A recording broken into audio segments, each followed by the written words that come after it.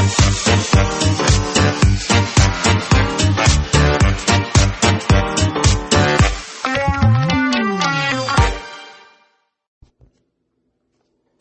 Sunday afternoon, painful brethren. I'm Stacey. And I'm Hannah. And this is, of course, Toxis. But before we get to toxic shit, Hannah, what'd you do yesterday? I hosted and put together a baby shower. Shower de baby. Yeah. It was so intense. There was so much stuff, so many games. Everybody had a blast. It was amazing. My balloon arch looked fucking magnificent. Yeah, from the pictures I saw. Lovely. Uh-huh. And there was a lot of tequila. A lot of tequila to be had. A lot of tequila. And you were front and center with getting rid of some of that tequila, I hear.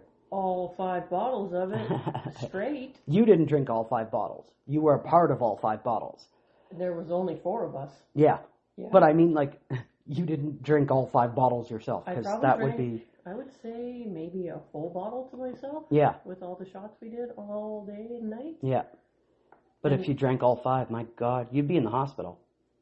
Probably. Fucking alcohol poisoning or some shit. I don't know about that. Yeah. We have drank a lot, but it wasn't tequila. So you showed people what it is to be drunk Canadians, eh? Yeah.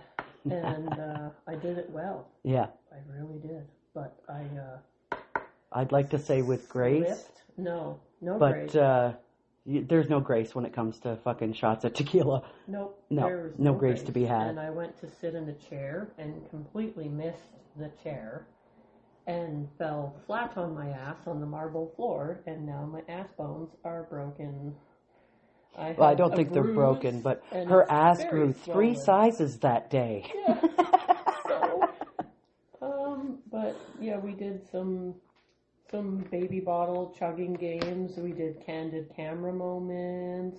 Like I put little disposable cameras, like old school film cameras, and everybody loved them. Yeah, it was fantastic. The games went well. The food, there was so much food. Well, judging by the amount of fucking food you brought back with you. And that's not even a tenth of it. There's so much more. You have no idea. Guys, this cake. So she brings back a cake, some of a cake, and she's like, "Hey, do you want to take some of this cake?" And I'm like, "Sure." And she sends me a picture of it. I'm like, "Wow, that's a big cake." But then I get here, and guys, that's a big-ass motherfucking cake. It's a monstrosity. And she goes on to tell me that wasn't it. There was another fucking tier to the cake. Yeah, the top half of it's missing. It's huge. I dread to know how much they paid for that cake. Oh, I really do. Probably a few $100s at least. Because there's like 4 layers just in this bottom part. It had to be a few $100s at least. At least. So look at it this way. Before I took over, they were going to pay a lady $350 to do that balloon arch that I did. Mm-hmm. How long did it take you to put that together, by the way? A couple hours. That's not bad. Yeah. And it looked good. Well, like, I didn't see it in person, guys. I only saw pictures because I wasn't with it. Like the railings and the chandelier. Yeah, you showed me that too. It looked so pretty. You know what I liked was the balloons on the floor when you come in. That was a really good idea. Yeah, I left a few extra sets on the floor. Yeah, that was a good idea. I really liked that. There were some kids, and they were kind of playing with them. Of course. It was fun. No. And there was a little tiny baby, and she got to dance with it. It still had the baby smell, and I'm so jealous. He was so sweet and so cute, and I just loved him, and he loved smiling at me and stuff, and we were dancing. He was fantastic. I love babies. I miss that part about my son. I miss babies. I love babies, kids, like little kids, and animals. Full-grown humans, not so much. I could do without them. Well, and we did a little bit of we had some prizes for the games, too. So we did like a bottle chug, men versus women, and we timed it. The men actually won, surprisingly. But in the men's bottles, I put tequila and Sprite. Ooh. And I don't like tequila anyway, but... The mother-to-be, she chose grape juice for the ladies. Yeah. And they still lost. They did it in 1 minute 1 minute 27 seconds. The men did it in 1 minute 23 seconds. And they Okay, had tequila. just to clear something up here for you. This is a different culture that she did this for. It's not just, straight up Canadians or whatever. So yeah, that could be why the grape juice. I don't know. No, I think she just chose that for the women because she didn't want to be mean to them. But culturally, they don't do baby showers. Baby showers are not a thing. Wow. So a few of the guests were talking to me and kind of like connecting a little bit and said that they thought that you were coming to shower a baby. Like you would give gifts to the baby and play with the baby. They didn't realize what it was. Well, where does that come from? Baby shower. I don't know. Are you showering the baby with love or presents? Yeah, or I don't know. Is that where it comes from? So I was like, no, you're showering the parents. And we had a blast. I mean, there was a lot more alcohol than I anticipated. Yeah. Because really baby shower? Yeah. Baby shower. Yeah. It's usually tea and sandwiches and fantastic. Finger foods and shit. Yeah. No, we got fucking crunked. And I broke my anus bone. Yes. I'm in rough shape today. Yeah. So no anal sex in your immediate future? No, definitely not. Or future? Or ever. No. Not really a fan. No, thank you. Hard pass. My weekend was much more tame. I finished research on a case, and I'm rewatching Peaky Blinders because Cillian Murphy. I mean, hello. Love. Sexy. He is sexy, but his acting is what fascinates me about him. Fantastic. He's the best actor of our age, for sure. Have you watched Oppenheimer yet? You did watch it? Yeah, I bought it. So fucking good. I bought it, and me and Zan and Steve watched it together. What an amazing movie. It was wonderful. Amazing. Everyone was good in it. I can't just say, he was stellar, of course, but everyone was good in it. Yes, but he's stellar in everything. In everything. Everything. Yeah. Yeah. Like, I don't think I've watched a movie that his acting didn't blow me away and the movie was not good. I don't think I've seen one. A movie that I saw of his, I'm not sure if you would like it. It takes place in Ireland, has to do with the Catholic Church. I think it's called All the Small Things. And it's really good. Really good movie. He's the Scarecrow in Batman. He sure is. And he does a good job of being a creepy psychopath, too. Yeah. See, my mission is to watch every single Cillian Murphy movie, and I've done pretty good so far. Some of them I just can't get, a couple of them. I hate Batman movies. Can't stand them. Can't stand Superman movies. I just don't like DC in general. But now I have to watch at least those two that he's in. Those two are fantastic. And I haven't seen Inception either, and I have to watch that as well. Oh, I wasn't a fan. But I am determined to watch. If anyone knows Cillian Murphy that listens to this, tell him I am his biggest fan, and not just because he's fucking hot as the sun, but his fucking acting. And his wife is an artist, and she does interactive art. Where you walk into it. That's what I'm getting from it anyway. And I would love to meet her too. Because that's amazing. Anyway, so shall we get on with the case? And I watched the Leafs lose last night. Oh, sad news. But we played pretty good. We play again today. We play Carolina today. Well, you fucking beat me last week too. You guys are playing today too. Fucking lead. Yeah. We've all been there though, man. Every fucking hockey team has been there. Just depressing. But, yeah. The Leafs are finally, I think, getting their footing after Marner going. Well, and what's with Ben... what the fuck was his name? Benoit? Somebody was pulled right before the game. Right before the game. It wasn't Benoit. Who was it? Fuck, I don't remember his name. Wool? Are you talking about Wool? Yeah, somebody at the last second. Because Wool played with... He's our one of our goalies. He's fucking good. But he was out for the beginning of the whole season for personal reasons. So they put him with the Marlies last night just to get him back in. I remember it was somebody they pulled right before the game started. I'm not sure. Everyone was there. Maybe it's a nobody. I wish they had pulled Simone Benoit. I fucking hate that fucking dude. But anyway. Onward and upward? Yeah. We don't have Tanev. Tanev is hurt and he's going to be out for a long time. And, Listen. It's our best My defenseman. favorite player has a stroke every couple of years. That's true. So. Yeah. Yeah. But we love him still. Mm-hmm. Yeah. His hockey card is on my Xbox table. Yeah. Mm-hmm. Just stroke his ego. Love it. That joke was in bad taste. Anyway, let's get on with the case since we've done 10 minutes of fucking rambling. Ego, I'd be stroking. Yeah. He is a good looking motherfucker. Mm-hmm. I can't remember for the life of me, remember his name? Latang. Latang. Chris Latang is what I call him all the time. Because en français, oui? Oui. Oui. Oui. No. Oui or no? Oui or no? No. No. 9. Okay. This coffee's kicking in, apparently. Right? I don't normally drink coffee, but she fucking turned me onto this white hot chocolate mocha, and now I can't get enough. So anyway, the case we're doing today is from my hometown, Oshawa, Ontario, Canada, and it happened in 2017. This was a big deal. I remember all of this. I fucking followed it like crazy because Oshawa. I mean... Well, of course. If it's where you live, you're going to pay attention to it. That totally makes sense. Yeah, of course. So, let's just get right into it, shall we? Yes, we shall. A plumber is called to a residence in Oshawa, Ontario, Canada, because of plugged pipes. This residence is a house on McMillan Drive that contains a main floor apartment and a basement apartment. The main floor residents are the ones who called the plumber. Soon, the plumber makes a call to 911.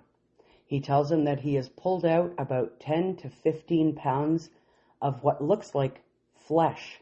Oh, God. And it's the main floor that has a clog. Yes, but it's not them doing it. Okay? On September 11th, 2017, police are called to the lakefront in Oshawa because a torso has washed up on shore.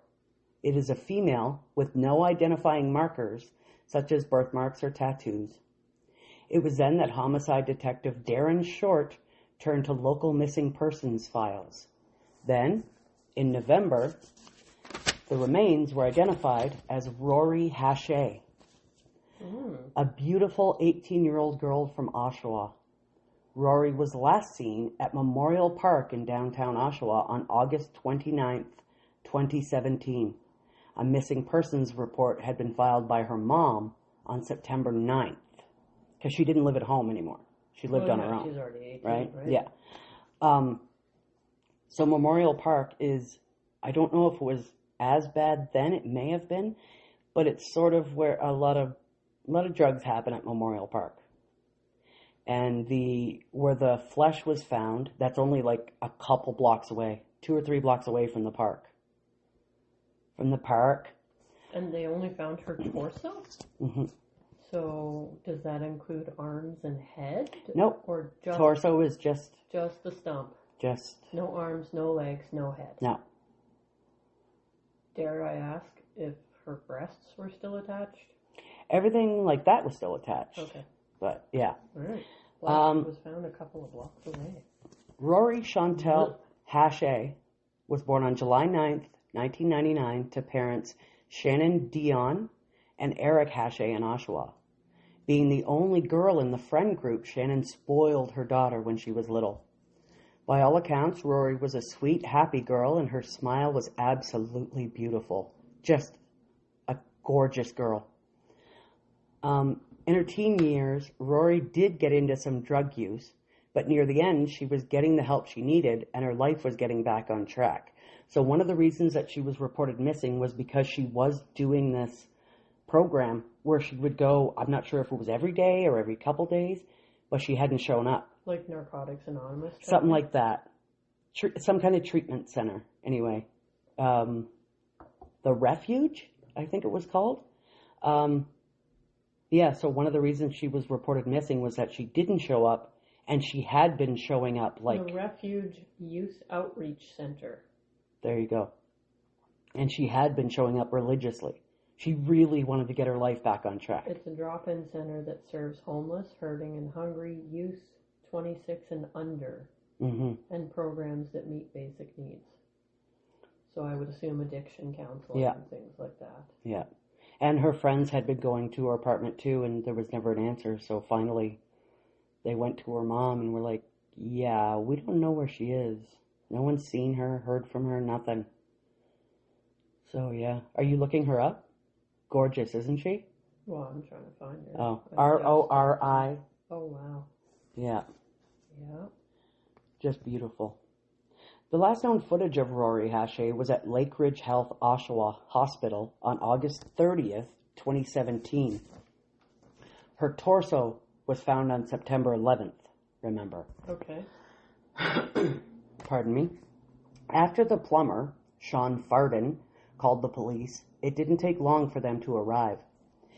When they confronted the renter of the basement apartment, Adam Strong, he had some surprising things to say. Quote, the jig is up, and, quote, it's a body. And finally, quote, if you want to find the rest of her, she's in the freezer. She's pretty defleshed. What? Unquote. McFucking what? Yeah. He just straight up said this to police? Yep. Casually? Yep. Just, the jig is up. She's in the freezer. Like. It just doesn't even give a shit. No. What does this douchebag look like, I wonder? Keep going. Just gross. Strong was then put in handcuffs and detained. Okay? So, because they couldn't actually say, okay, murder, motherfucker. Adam Strong was a 45-year-old, slovenly, unkempt, fat piece of shit. Oh. I will not be giving you anything about his upbringing because, frankly, I could not care less about him. Oh. All we need to know He's fucking gross. Is that he is a vile, disgusting lump of human waste who does not deserve to be breathing the same air as the families whose lives he disrupted forever. So, I agree. yeah, I didn't even look up anything about him because who the fuck cares? No. And isn't he disgusting? Yeah. He's really gross. Fucking piece of shit. The search of the fat fuck's apartment began almost immediately. The place was filthy and bursting at the seams with trash and dirty belongings. There was literally pathways leading to high traffic areas. Literally. I know. You're such a fucking clean freak and everything. She's literally shivering right now and cringing. Forensic investigators carried out bags and boxes of evidence. Not least among them were the remains of 18-year-old Rori Hache. Investigators also find a bent hammer that would be found to have Rory's DNA on it, Rory's shoes with blood on them. There was blood spatter on the walls and baseboards leading to the bedroom. Finally, in a drawer filled with large cutlery, you know what I mean, like ladles and shit like that, right? Investigators found a knife, a Wyoming knife, a specialty knife used by hunters for gutting and skinning animals. Yep, that sounds accurate. Just gross. This knife, forensics discovered, had Rory's DNA on it. It also contained a second unknown DNA. Police now suspected another victim. Uh-oh. Yeah. Now I wonder if they ever found another victim. Okay. This sent investigators back to the missing persons reports. A missing 19-year-old girl caught their eye. Kandis Olga Fitzpatrick was born on February 3rd, 1989, to Father Bill Fitzpatrick and his wife at the time, Vicky, I'm not sure if I'm saying this right, this is a weird one, Aya DePaulo. Oh. It's a cool name, but... From everything I've read and watched, Candy, as she was sometimes known, was a bright, sweet girl. Bill's fondest memory of his daughter is when they were on the ferry from Toronto to Center Island. Candace got scared as she was only around 8 years old. Bill picked her up to comfort her, and Candace wrapped her little arms around his neck, and that's his favorite memory of her. Aww. Yeah. Kandis was last seen in 2008. All the other stuff is happening in 2017. Kandis was last seen in 2008. On Easter weekend, Bill had to run out for errands and stuff, and he said, quote, "Be good, I'll be home in a bit. I love you." As Kandis stood at the upstairs landing looking down at her dad. Just that. That's it. That just gives me the chills. Just that. Ugh. Whew, okay. Now Kandis is a cute girl too. Isn't she beautiful? They're both beautiful girls. Yeah. Now Kandis had gotten into using substances earlier in her teens, and Bill had tried everything in his power to help her. Now, I did find that earlier in her teens, she did go through some kind of really traumatic event. I've never found what it is, and I'm kind of glad. That could be private for her and her family. But I mean, it seems like he's targeting girls with substance abuse issues. Yeah. Young girls with substance abuse issues. Yeah. So yeah, Bill had tried everything to help her, but there's only so much you can do. So, in 2008, when Bill attempted to get Kandis listed as a missing person, the cops told him that because of her age and quote-unquote lifestyle, they couldn't help him. So... Isn't that disgusting? Well, I mean, it reminds me of the cops when I called them outside my office. I had to call the cops on, was it Friday or Thursday? Thursday. Yeah. I had to call the cops on Thursday because there were homeless people, junkies, fucking blocking my door. Like 6 or 7 of them sleeping there. Bikes, carts, junk. Yeah. And I called the cops, and they called me back almost 2 hours later and said, well, we drove by and there's nobody there. That's because it was 2 hours ago, you fucking nitwit. Almost 2 fucking hours ago, you asswipe. Of course they're not there anymore. That's why I don't see the point in calling them, because they don't do anything, they don't care, and they don't show up. Yeah. Like, what's the fucking point? But I hate that she was 17. No, 19 when she went missing. Yeah, 19 when she went missing. But regardless of lifestyle, a human is a human is a human. You know? You can't just say because of her lifestyle. You're not going to go looking for her, or she can't be missing. Yeah. What? Yeah. That's she's probably just out partying somewhere. Like, fuck off. These families know their children. Oh, here it comes. No? No sneeze today? Nope. No sneeze today, huh? It's not coming back. Yeah, these families know their fucking children. So when they say, hey, I haven't heard from my kid in like 2 weeks, that's a big deal. You know what I mean? Like, fuck. If I don't hear from my kid daily, I start calling him and freak out. Yeah. And worry. Yeah. But even like Coulter, he lives across the fucking country from me. If I didn't hear from him in 4 days, I'd be like, something's wrong. Mm-hmm. Because we usually talk every day or every second day. So if a week goes by and you don't hear from him, yeah, you're going to be losing it's your like, shit. what the fuck? Yeah, where's my kid? Yeah. So that's what I mean about these fucking people knowing their children. They know when something's up. Okay. When Bill went back in 2009, police essentially told him the same thing. Oh. It's been a year. That's brutal. These cops are garbage. Fuck. Now, Kandis would sometimes be gone for up to 2 weeks at a time. But not a fucking year. But never longer than that. And she had told her dad, if I'm ever gone longer than that, I'll call you. Yeah. And she always did. And so that's clearly something's wrong. Yeah. Something has happened. Yeah. And the police don't fucking care. Exactly. Well, it's just, more paperwork, We actually might have to work or something. Fucking. Government workers? Yeah. Kandis had always. Oh, I just said that. She would call periodically. Unfortunately, that's not a word. No. Unfortunately, he would never hear his daughter's voice again.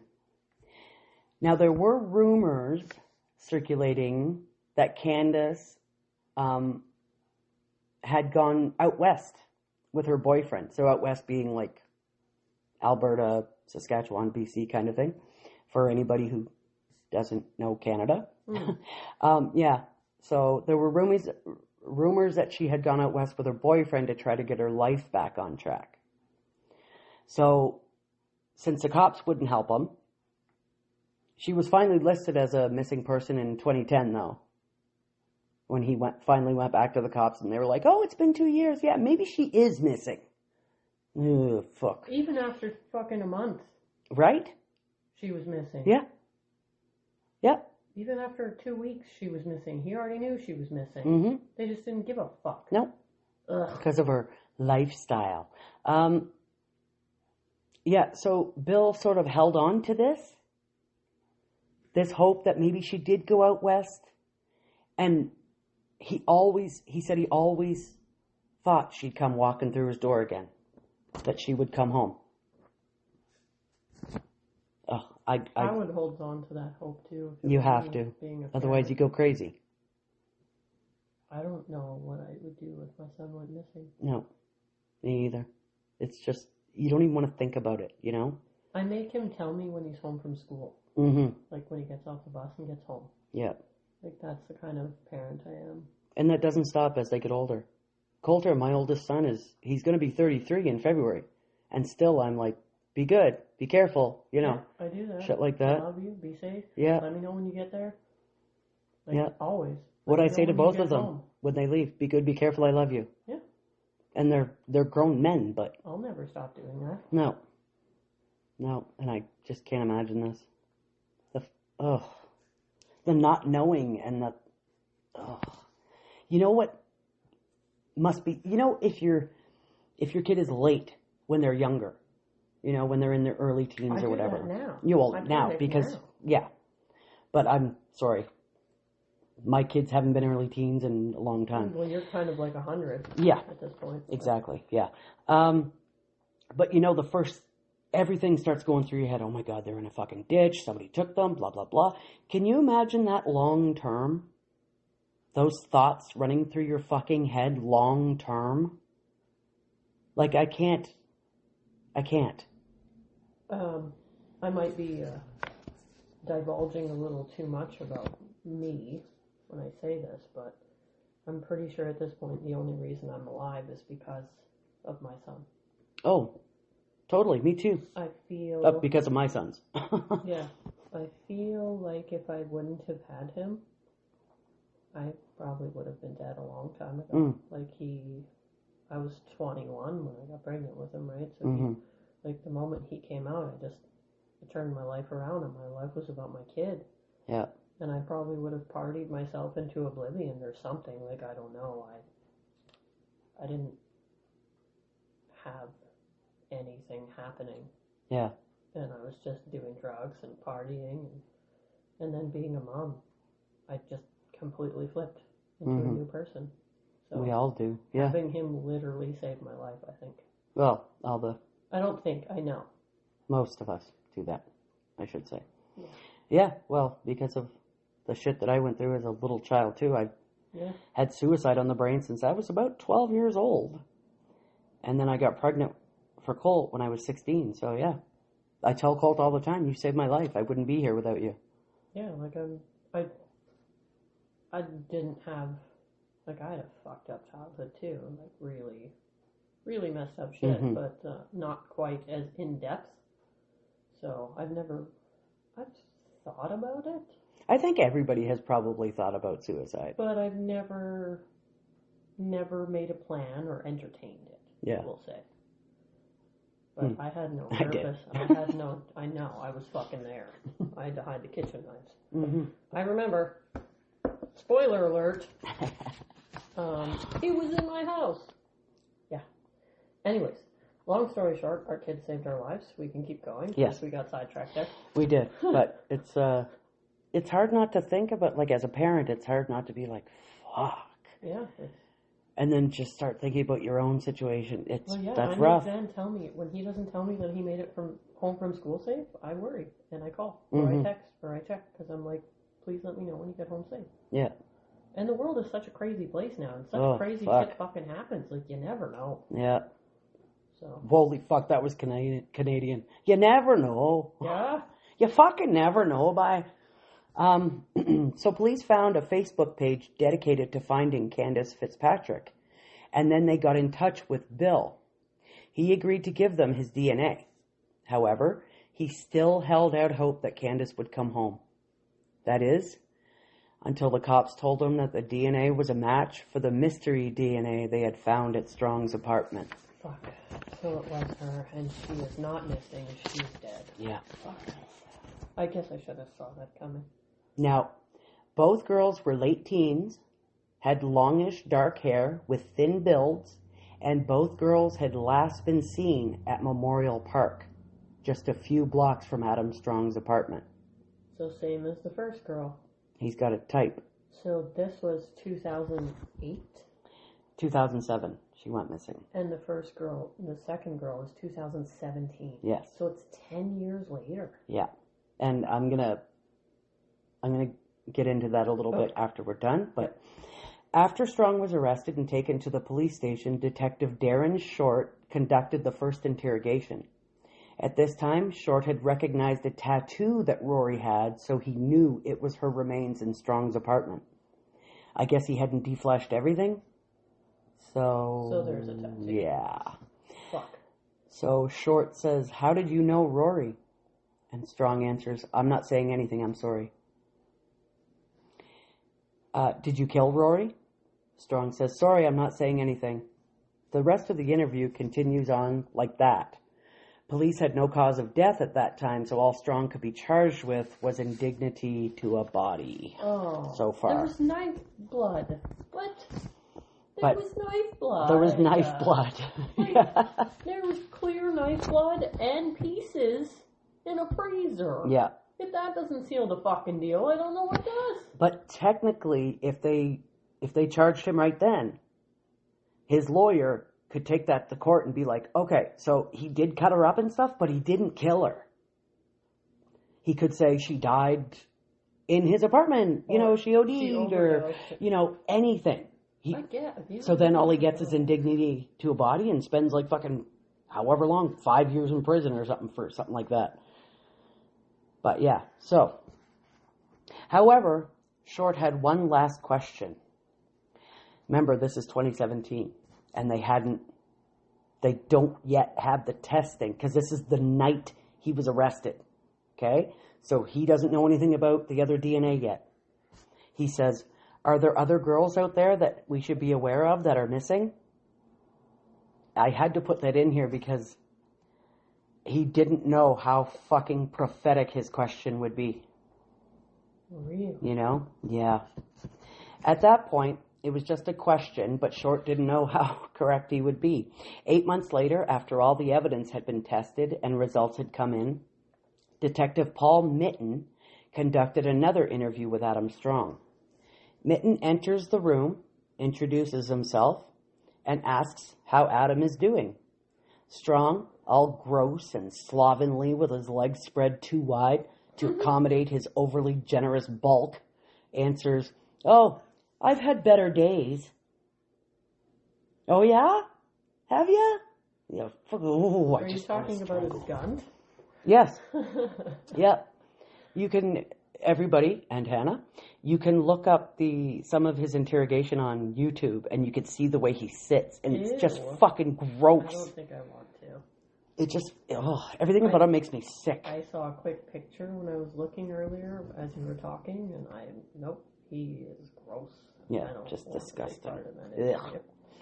Mitten then asks a series of mundane questions in order to establish an air of camaraderie and trust, as cops do. Have you watched interrogation videos and stuff? Yeah. Then Strong, being the apathetic piece of shit he is, says he'd like to pass on his condolences to Rori's family. He'd like to pass on his condolences to Rori's family. You fucking piece of garbage. Is he insane? No, he's just a fucking sociopath, and he has no empathy for anything or anyone. Insanity. Yeah. Like what? No. Strong asks how old Rori was and how much of the body they got back. Quote, "Obviously the entire skeletal structure, right?" because they had found her torso and, you know, she was defleshed in his freezer. Ugh, just whatever. At one point... Where are the limbs? In his freezer. At one point, Strong is offered food, and he chooses McDonald's, of course. And he gets a fucking ton of food. There's like a wrap and a couple of burgers and a fucking dessert. Gross. And then he has the nerve sitting there being questioned about murdering a little girl, and he has the nerve to complain that they didn't give him French fries. Honestly? What the Seriously. fuck, dude? Ugh. Yeah. Like, what the actual fuck? Yeah. I don't even have words for that. I know. What? I know. And then I put here, like, he didn't have enough fat reserves to survive 3 fucking winters. Right? Fucking fat fuck. Later, he says people tell him he's stupid for how he disposed of Rory's remains. He says, quote, "Are you kidding me? That's an awesome way. I just got greedy," unquote. Yeah. Mitten. It's fucking despicable. So you started this on December 24th, right? Referring to flushing the remains. Are you doing this while it's frozen or partially defrosted? Strong answers, completely defrosted. Mitten says, "Now that would take several hours, wouldn't it?" Strong says, no, not in a bathtub full of hot water. I had to fill the tank up a few times, actually. The tub up a few times, actually. Like, what? Just talking about this like you're, you know. Like you're fucking... Man, I bathed the dog and he was so dirty I had to fill the tub up a few times, you know? He's like, talking like he's just washing laundry yeah. or something that doesn't fucking matter at all when it's a person. Yeah. A human girl. A whole ass human. Yep. 2 of them. I guess if it took that long to clog the pipes, when did he decide to start flushing it? Well. We're going to get there? Yeah. Okay. The interrogation goes on for 12 plus hours, and ultimately, a judge deems it completely admissible. All of Strong's needs were met. He was comfortable, fed, and not under duress, and there was absolutely no coercion.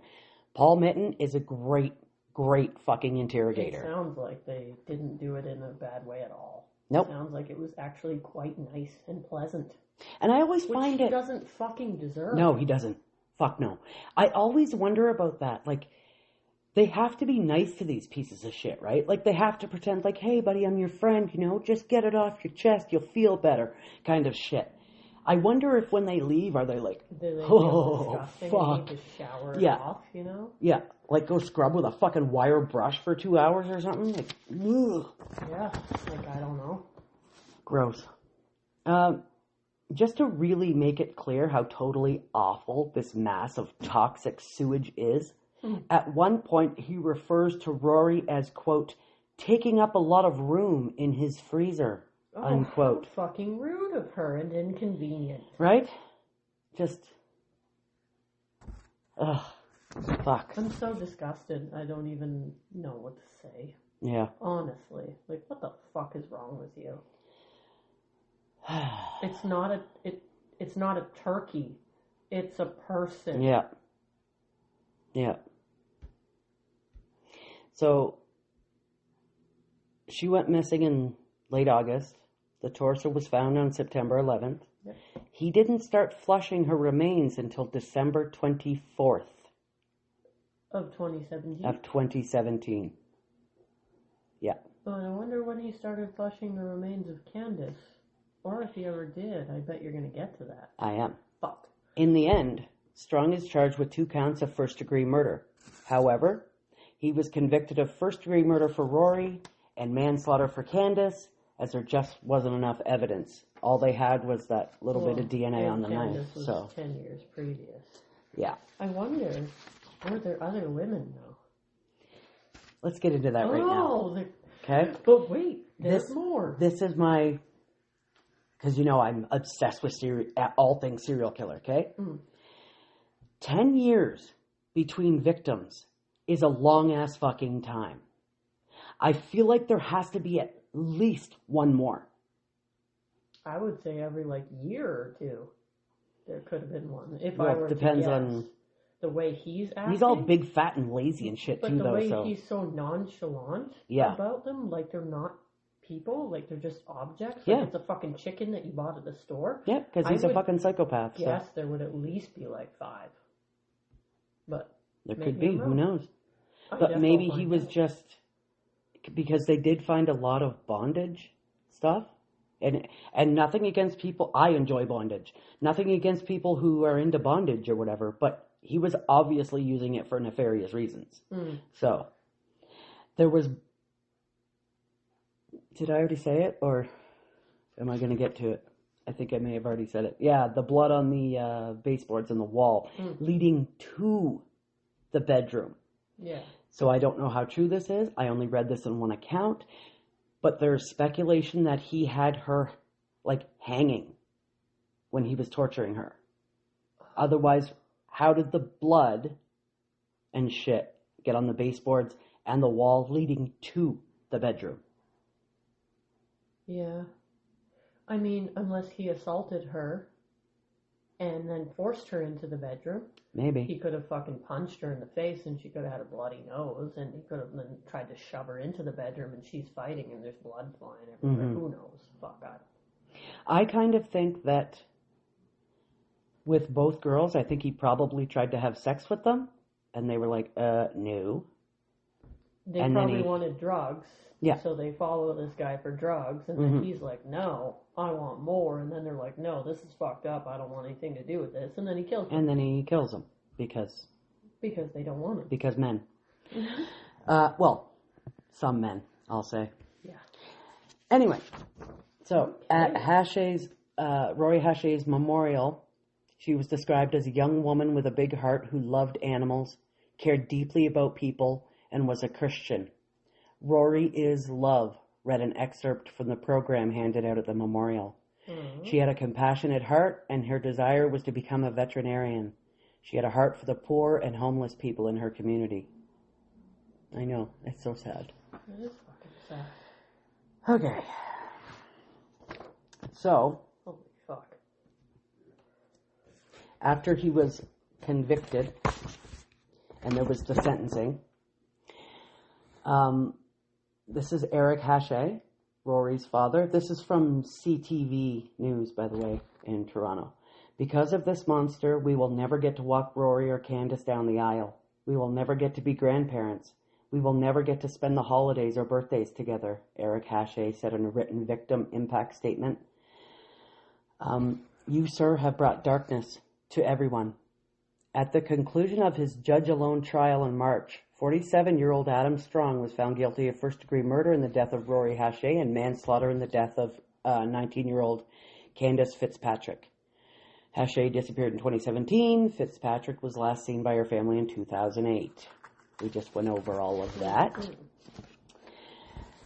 In his decision, Ontario Superior Court Justice Joseph DeLuca concluded that Hache was likely killed in Strong's bedroom where blood spatter was found on the walls, ceiling, and other items. Okay. So in the other thing it said bleeding, unless it spattered that far. It's possible. Okay. Whew. I mean, have you ever watched Dexter? Yeah, true that. Honestly. Yeah. DeLuca said evidence suggests that there was a bloodletting event in Strong's bedroom, and the amount of blood found on a spreader bar. Do you know what a spreader bar is? Yes. Okay. The amount of blood found on a spreader bar, which the judge described as a sex toy used for bondage-style activities, indicates that Hache was likely being restrained when she was killed. DeLuca said the injuries found during Hache's autopsy indicate that she was repeatedly struck in the head and face with a hard, blunt object, such as a hammer. Jesus. The bent hammer. No way. Yep. While Fitzpatrick's body was never located, her DNA was found on a hunting knife in Strong's apartment during a search of the unit. During the trial, Strong's lawyers conceded that there was sufficient evidence to prove the accused dismembered the two women, but argued that he did not murder them. What?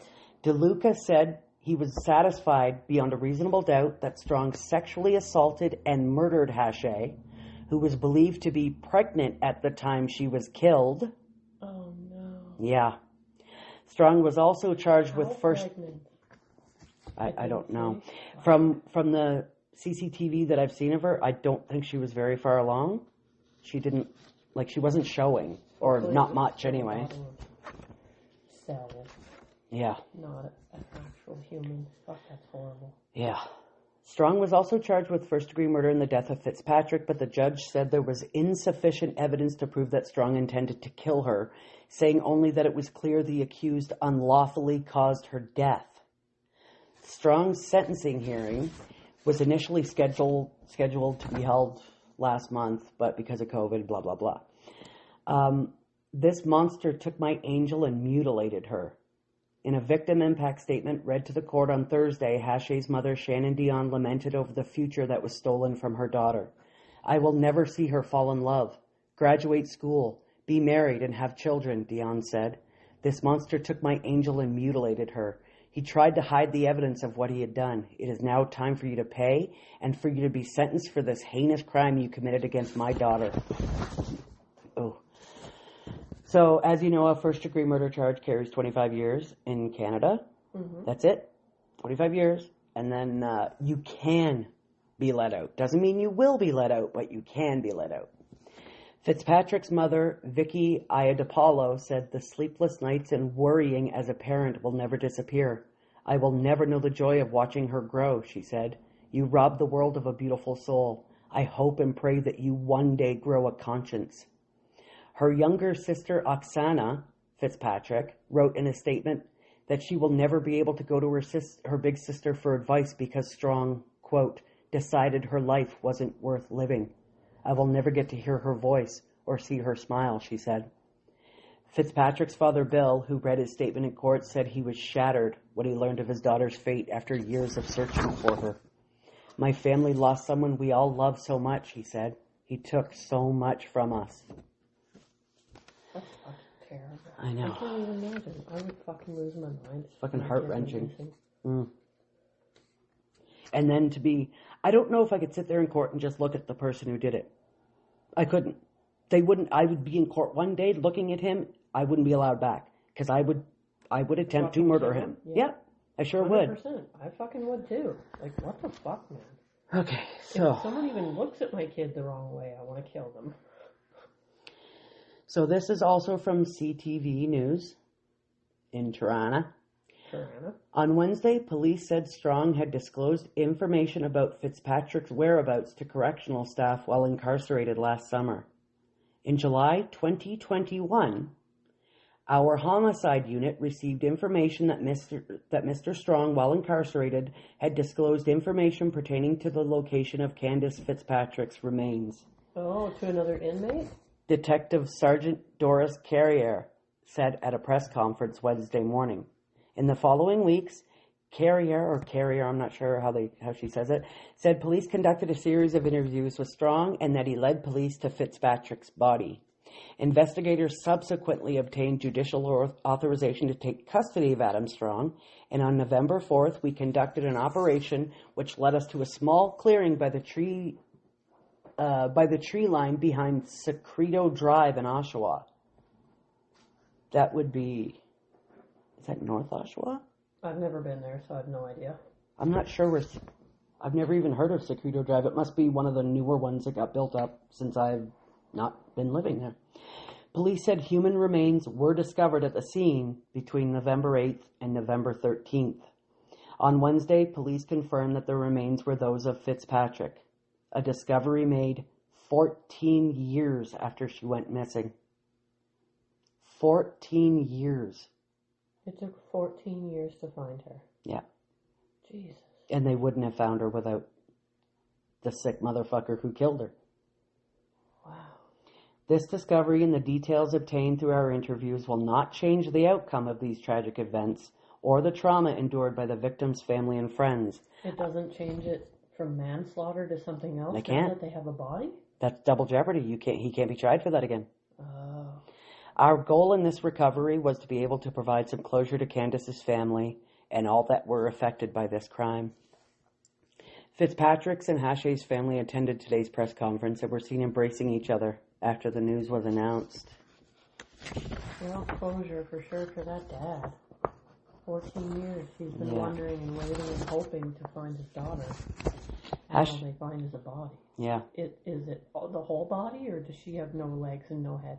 Did they ever find the other girl's head? It's the, that was in his freezer too, okay. So.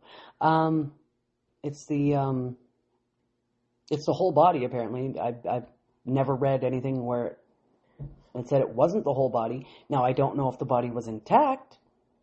I wouldn't say so. Well, and I wonder if there was another victim in between. Did he Because that gutting and skinning knife had her DNA on it, so she probably wasn't intact.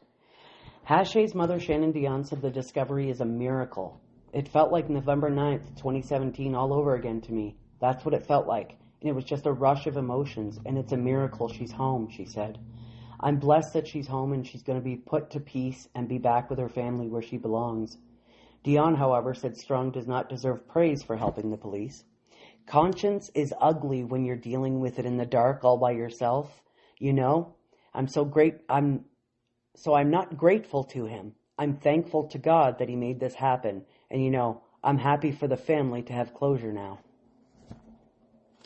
Carrier said police did not provide any incentive to Strong to provide the location of Fitzpatrick's remains. What I can say is there was no financial compensation or no added privilege for him while in custody as a result of our actions. The question as to why, that would be a question for Mr. Strong. The conviction will not be revisited because you can't do that. Yeah. He's already been convicted of those offenses. We can't upgrade charges post-conviction. In his decision in March, Superior Court Justice Joseph DeLuca said that he was satisfied that Strong killed Fitzpatrick and dismembered her body, but that there was a lack of evidence to prove he murdered the young woman, resulting in a manslaughter charge. That didn't make sense. No. DeLuca added that it was only clear the accused unlawfully caused her death and probably did, in brackets, intend to kill Fitzpatrick. So then I have a little bit written after here. Strong did try to negotiate for the whereabouts of Kandis's body. Oh. He tried to negotiate, and the police and the Crown were like, nope, fuck you. Nope. Good. What a fucking asshole. Yep. Like, who the fuck do you think you are, you skid? Well, they think they're... It doesn't even make sociopath sense. And psychopaths like that. There were other victims in between there. I don't know. See, I feel like there would be. 10 years is too far apart. 10 years is a long time. Not mutilating the body to dismembering it entirely. Like, I feel like there had to have been, like... Yeah, it doesn't usually... Like a progression. Yes. When you do shit like that, you start out simple. They don't usually jump over that many fucking steps, you know? Well, and they usually don't take that long in between. So usually, if you've got the appetite for killing, you'll gradually increase. Like Ted Bundy, any one of the big, huge, famous ones, they started out a certain way, and they escalated, and then got sloppy and got caught. Unless... with Kandis, because killers have started this way too. With Kandis, it was he killed her accidentally, maybe choking her or something like that. And then he was like, oh wait, that was fucking awesome. But he wouldn't wait 10 years to do it again. Unless he was a terrified fat piece of shit, and then, then he might wait 10 years. But, I don't know. The way he acts, he seems pretty fucking sure of himself by the things that he was saying in those interviews that you were reading. Yeah. Seems pretty fucking confident. And now you could argue that he would negotiate for something. If he said, hey, I got 2 more kills. Do you want to know where they are? Do you want to know who they are?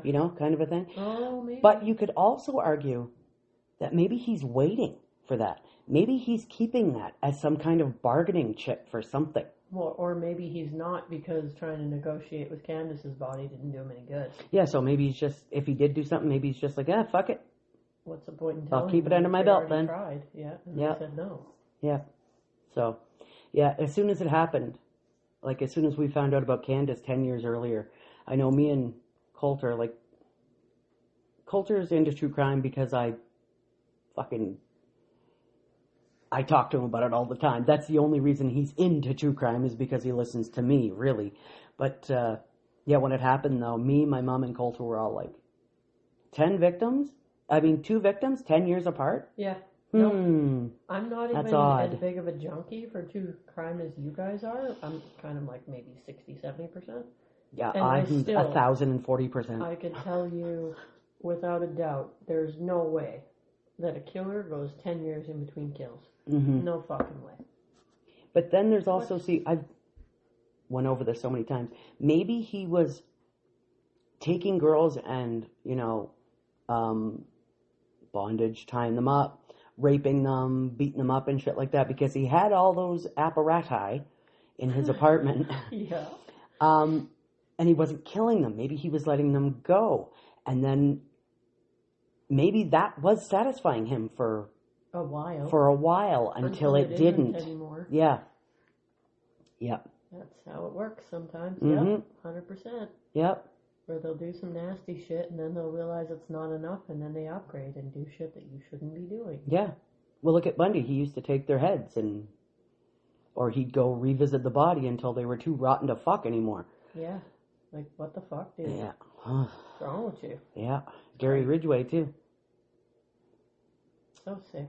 Yeah. They're so fucking interesting, though. Even though it's horrifying and it grosses you out, but it's like, I want to know what makes your fucking brain tick. Yes. That's what gets me. I want to know what the fuck is wrong with you and why you want to do this. The kills and stuff, they make me so angry and grossed out and shit like that. But necrophilia, man.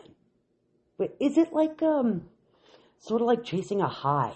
I don't know. You know what I mean? Like I know the killing the first time you do a drug and you're like, oh my God, this is the best thing I've ever fucking, or drunk, or fucking video game or something like that. Or even food. And then you go a second time and you're like, okay, that was good, but, and then you have to go further and further and further and further. Is that the kind of brains they have? Well, and I wonder, do they do autopsies on these motherfuckers? Would their brain be any different? Would anything inside their body be any different, being a killer versus being us, versus being me and you? Mm-hmm. Like, what does the brain look like? So I'd have to look into that more. I do know that Jeffrey Dahmer's father wanted his brain studied, but the mom said no. They went to court about it, and she won. That would have been amazing. Because I'm pretty sure Jeffrey Dahmer would have been all up for that, too. Because he didn't want to be a serial killer, Jeffrey Dahmer. He just was. He couldn't help it. Yeah. Yeah, so what if you did a scan on the brain or something, or you opened it up, looked at it, see if it looks any different?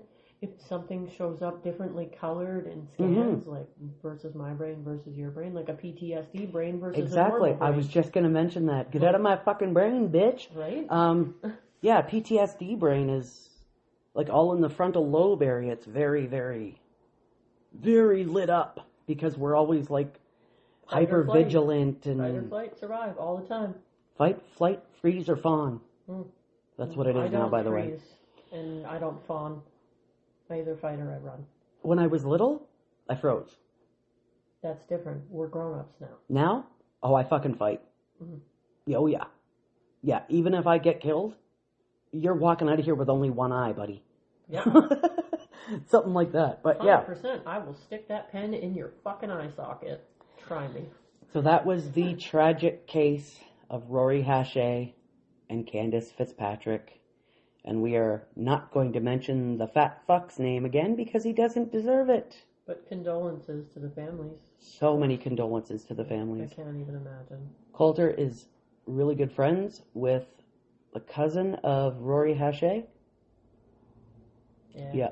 And I tried to get her to get some, information and stuff like that, but no luck.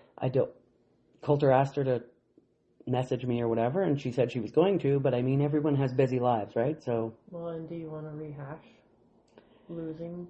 She said she would call and stuff, but I don't know, maybe just even thinking about calling to talk about it, maybe that brought up horrific memories? Yeah. In a long trial? So I don't, if you're listening, Gabby, I think Coulter called you, don't worry about it, man, it's cool. And,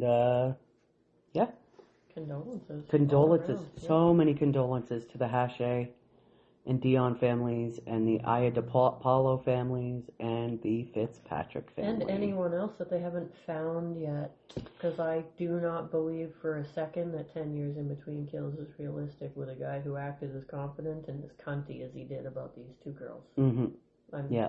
I can... And even if maybe, like we were talking about, if he sexually assaulted you or something like that, just because he's in prison, come forward. If anything, if nothing else, it's going to help you. Add more years. Keep it out of the streets. Let's make him a fucking dangerous offender like Bernardo. Bernardo's never fucking getting out.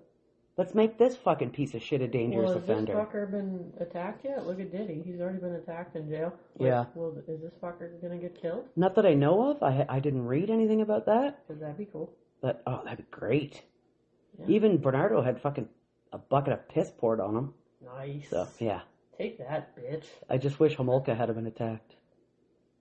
That would have been poetic justice. But what are you going to do? I think she lives in Quebec. You want to take a road trip? Nope, that's a long, shitty fucking drive. Yeah, it is a long, shitty drive. I'd rather take a plane.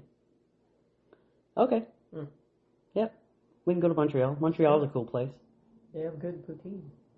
Poutine. Poutine? And supposedly really good smoked meat and bagels. Pizza. The best pizza I've ever had in my life. Oh, I've never been to Quebec, so... Was in Trois-Rivières, Quebec. Three Rivers. I know. I'm so French. Trois-Rivières. Please don't come at me for my French accent. It's awful. It is. So yeah, that is a tragic story from my hometown, the armpit of Canada. Anyway, Hannah, do you have anything to add, darling? I wonder if my hometown has any serial killers. I'm going to look into that for you. Yeah, that's right. Yep. And then once I'm talking about it, you're going to be like, I know that place. Because I watched a few videos on this case and read some stuff, and I'm looking at the videos and I'm like, dude, I used to party there. God, right. I used to get high there. I feel like I rode my bike down that street. Like fucking high school's right down the street from there. Like crazy shit. Right? Oh no. My anus is broken. No, that's mine. My anus is not broken. It really fucking hurts. Anus, not to be misconstrued as Anubis, the Egyptian god. We love him. He's fantastic. I've had too much coffee. Yep. I'm not used to coffee. Nope. And yeah. Okay. Shoot, baby. So, thanks for tuning in today. As you've already heard several times, we explored the case of Rori, Hache, and Kandis Fitzpatrick. Yes. If you enjoyed the show, please subscribe, follow, and drop us a like. If you would like to help fund our toxicity, jump on over to ko-fi.com/toxispod, as we now have exclusive members-only content. Fuck yeah, we do. And next week, we will be doing Reddit stories, I think. Surprise Reddit stories? Yes. Is there a theme? There is, but I'm not telling you what it is. Fuck. Okay. Well, next week is Secret Reddit stories, so don't miss it. And as always, we will see you then, baneful brethren. Bye.